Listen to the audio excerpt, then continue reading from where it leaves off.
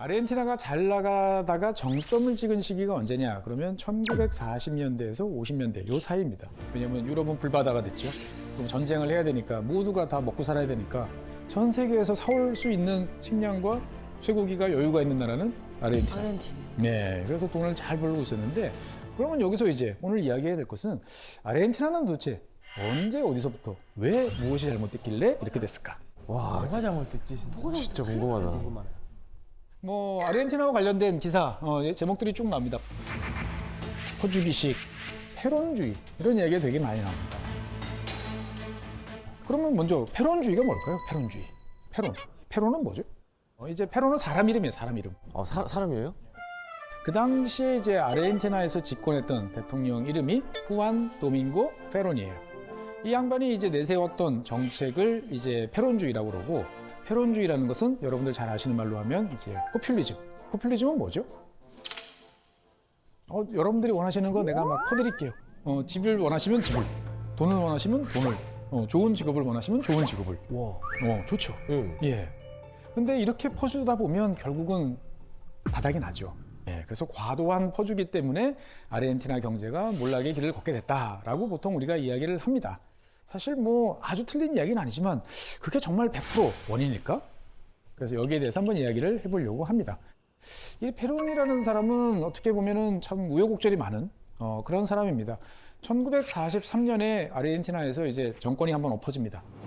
이제 쿠데타가 일어나요. 쿠데타에서 참가를 합니다. 그래서 고용사회복지부 장관을 이제 역임을 하게 됩니다. 그리고 이제 부통령까지 올라갑니다. 그런데 이제 1945년쯤 돼서 이제 이 집권 세력 내부에 갈등이 벌어집니다. 내가 대통령이 될 거야. 이러다가 이제 권력 싸움에서 밀린 페론은 감옥에 갇히게 됩니다. 그런데 이 감옥에 갇혀 있는 상태에서 에바 페론, 그 부인이 더 유명하죠. 그렇죠, 에비타. 사실은 이제 정식 결혼이라기보다 동거하던 상황이었는데, 근데 에바 페론은 외모도 이쁘지만 무엇보다도 이 탁월한 목소리, 그래서 성우 이런 걸 잘했죠. 그 당시만 해도 텔레비전 거의 없었죠. 라디오죠. 그래서 이 방송을 이용해서 어떻게 보면은 페론이 추구하던 가치, 그다음에 페론이 여러분들한테 해줄 수 있는 여러 가지 장점들 이런 것들을 방송을 통해서 이야기를 합니다.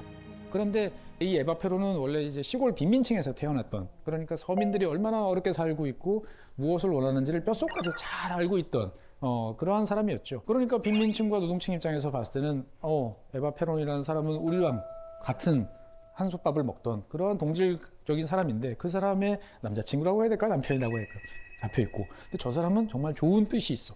저 사람이 뜻을 펼칠 수 있으면 우리 아르헨티나의 빈민들, 서민들은 이제 드디어 잘 살 수 있을 것 같다라는 생각을 하게 됩니다. 그러면서 이제 다들 길거리에 나서서 시위를 하죠. 페론은 결국 사람들의, 민중의 힘을 빌려서 석방되는데 성공을 합니다. 그리고 두 사람은 결혼을 하죠, 정식으로. 와. 그러면서 이제 대통령 선거에 출마를 해가지고 공약을 합니다. 나는 내가 당선이 되면 아르헨티나 지금 세계에서 5위인데 내가 넘버 1, 세계 최고의 국가로 만들겠다라고 이야기를 하고 대통령에 당선이 됩니다. 멋있다. 그런데 이때 아르헨티나에서 당시 이제 갖고 있던 사람들의 불만은 뭐냐면, 야, 우리는 식량을 이만큼 어마어마하게 산더미처럼 파는데 꼴랑 그거 가지고 라디오, 자동차 몇 대 갖고 들어오면 끝이야. 이거 불공정한 것 같아. 왜 우리는 라디오나 자동차를 못 만들어? 라고 생각을 하게 됩니다. 그래서 수입에 의존하던 상품들을 우리 아르헨티나 사람들 손으로 직접 만듭시다 라고 이야기를 합니다. 쉽게 말하면 이제 국산화죠.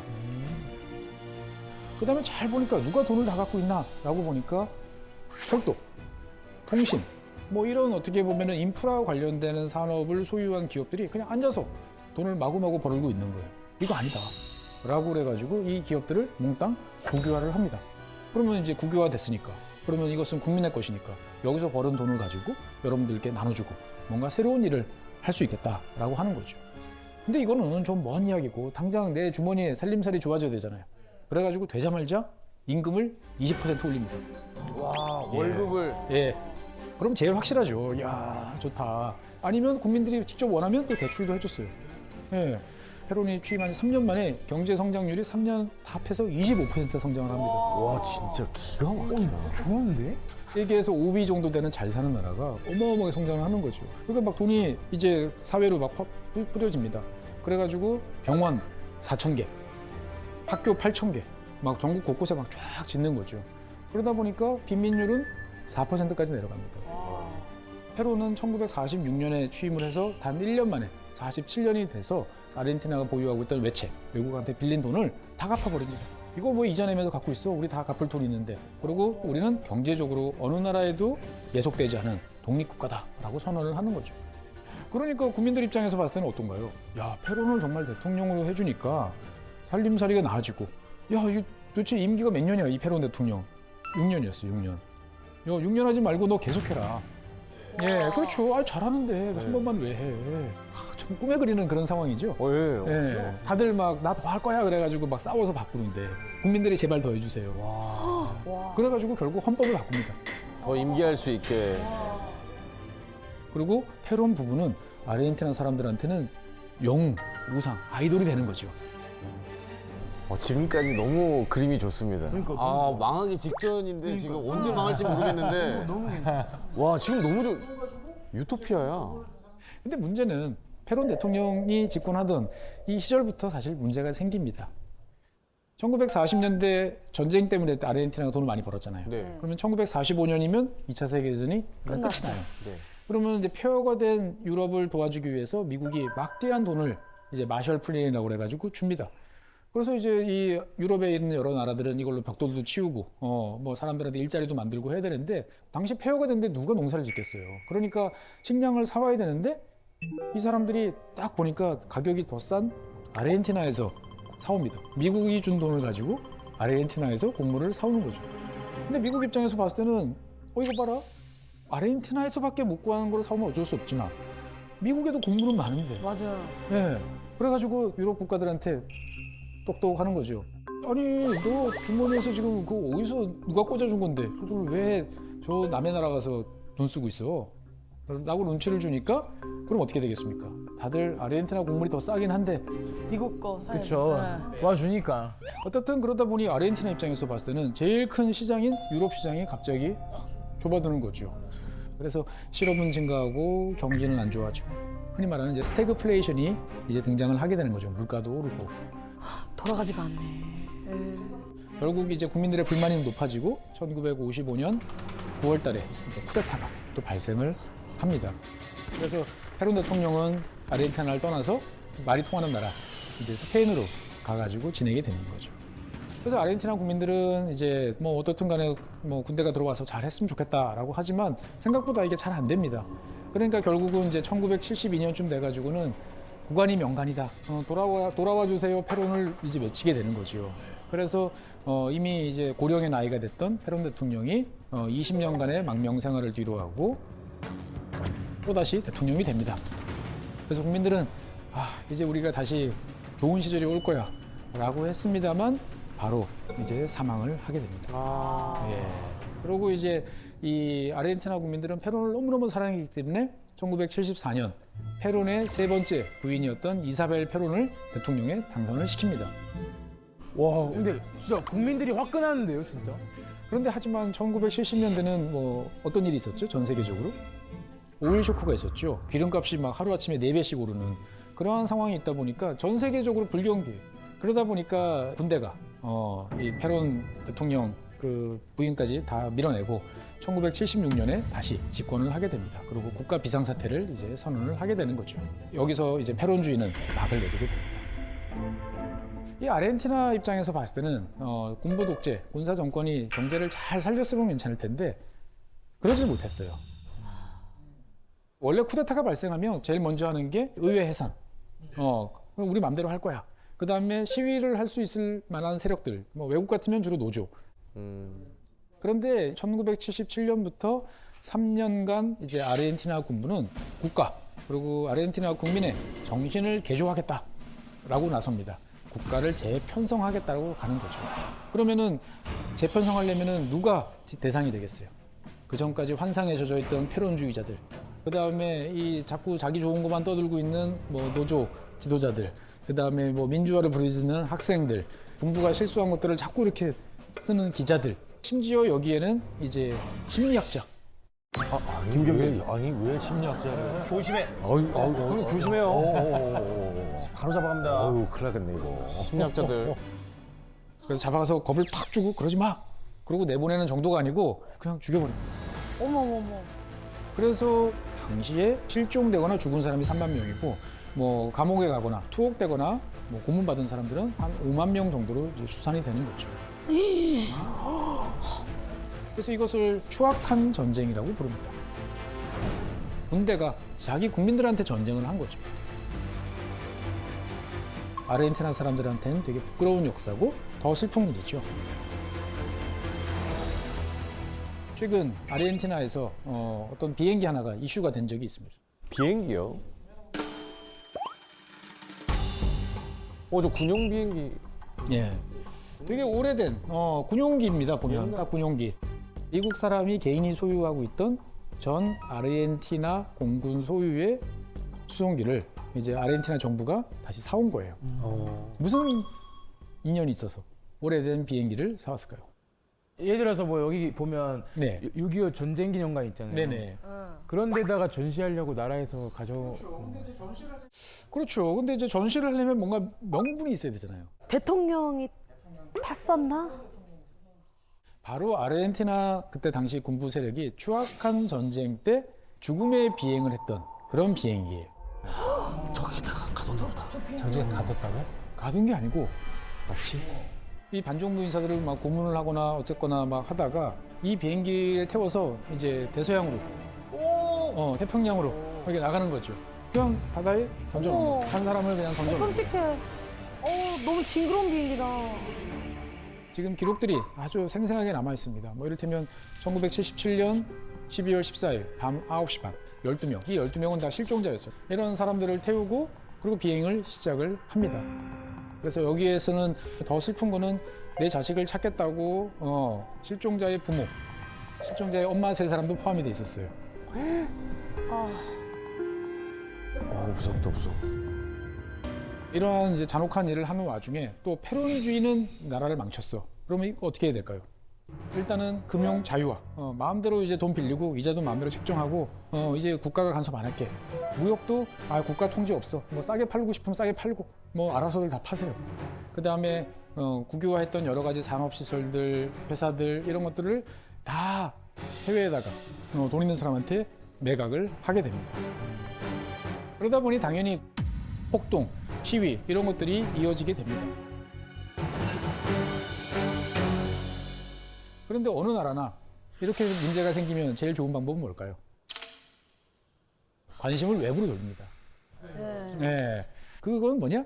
1983년이 딱 되니까 이 군부에서 올해 무슨 몇 주년 되는 행사를 해야 될 것 같은데 싶은 기억이 떠오릅니다. 달력을 막 뒤져보니까 아르헨티나 앞바다에 있는 섬이 있습니다.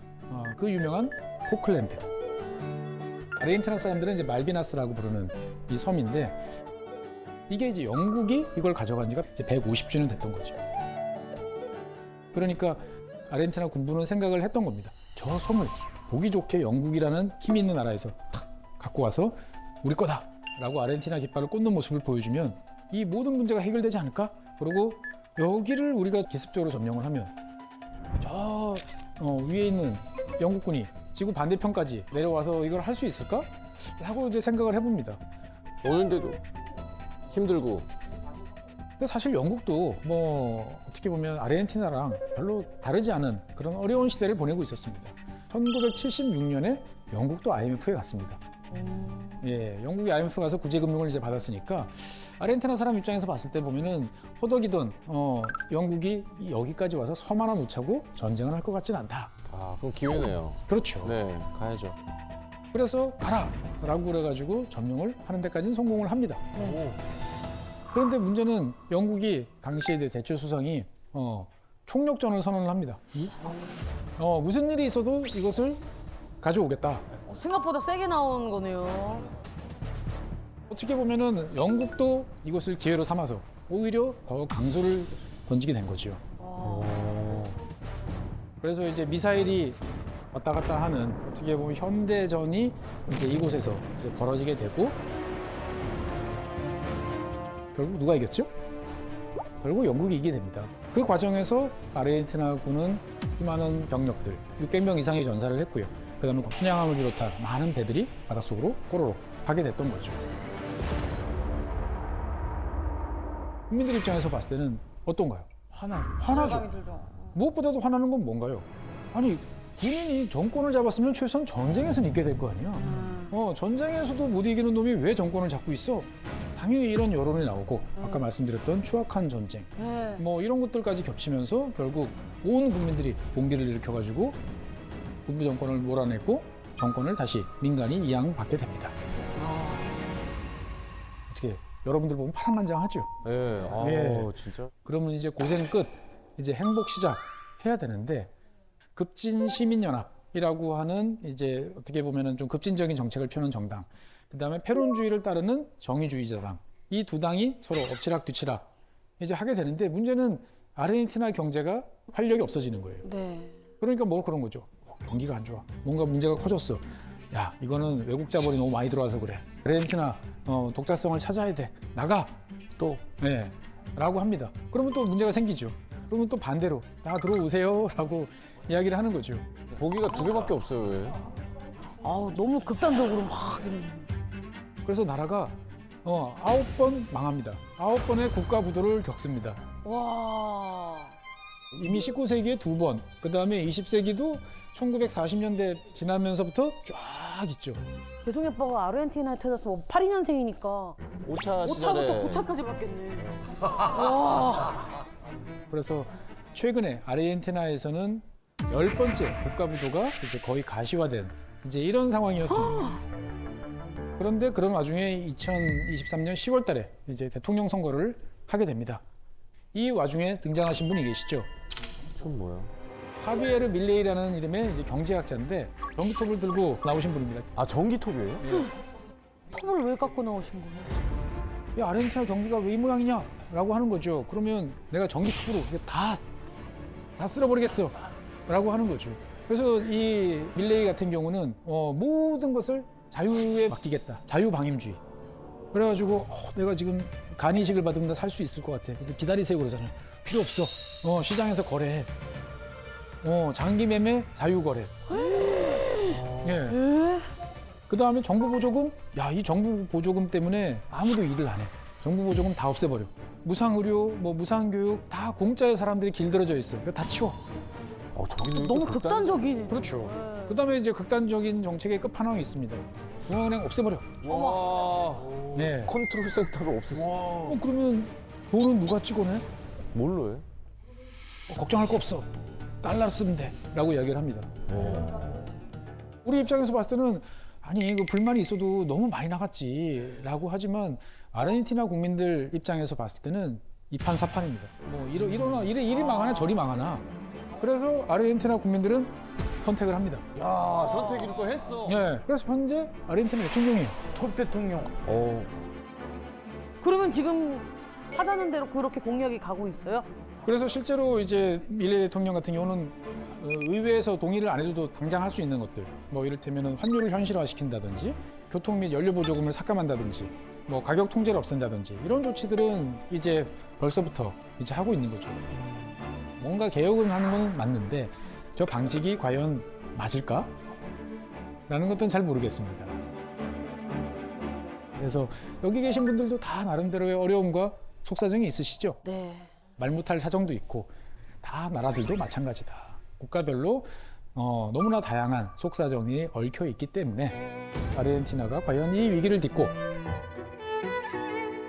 재출발을 할 수 있을까요? 지켜봐야 됩니다.